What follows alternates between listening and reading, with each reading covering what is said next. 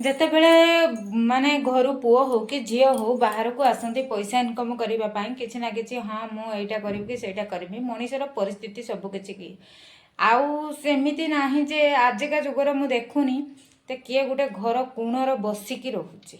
ପ୍ରଥମ କଥା। ଦ୍ୱିତୀୟ କଥା, ତ ଘର କୋଣରେ ବସିକି ରହିଲେ କେହି କେବେ ଦିଅନ୍ତିନି।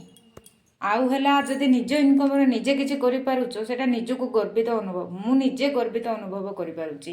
କାହିଁକି ନା ମୁଁ ଯେବେଠୁ ପଇସା ଇନକମ୍ କଲିଣି ନା ସ୍ୱାମୀକି ହାତ ପତଉଛି। ଏମିତି ବାପା ଦେଉଥିବା ପଇସା ଆଉ ସ୍ୱାମୀ ଦେଇଥିବା ପଇସା ଭିତରେ ବହୁତ ତଫାତ୍ ଥାଏ।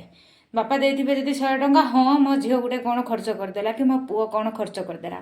ତ ସ୍ୱାମୀ ଦେଇଥିବା 100 ଟଙ୍କା କ'ଣ କଲୁ, ଏଟା କ'ଣ ଆଣିଲୁ ସେଟା କ'ଣ ଆଣିଲୁ, ଏମିତି କେବେ XYZ ଜାଣିପାରୁଥିବେ ମୁଁ ଯାହା କହିବା ପାଇଁ ଚାହୁଁଛି। ତ ଯାହା ବି ହଉ ସବୁକିଛିର ଡିଟେଲ୍ସ ସ୍ୱାମୀକୁ ହିଁ ଦେଇତେ ପଡ଼େ, କେବେ ବାପ ଘର ଲୋକକୁ ଦେଇତେ ପଡ଼େନି। ତ ନିଜେ ଇନକମ୍ କଲେ ନିଜ ପଇସାଟା ଯେଉଁ ଖର୍ଚ୍ଚ କରିବ ସେଇଟା କ'ଣ କାହାକୁ ହିସାବ ଦେବା ପାଇଁ ପଡ଼ିବନି। ତ ଯାହା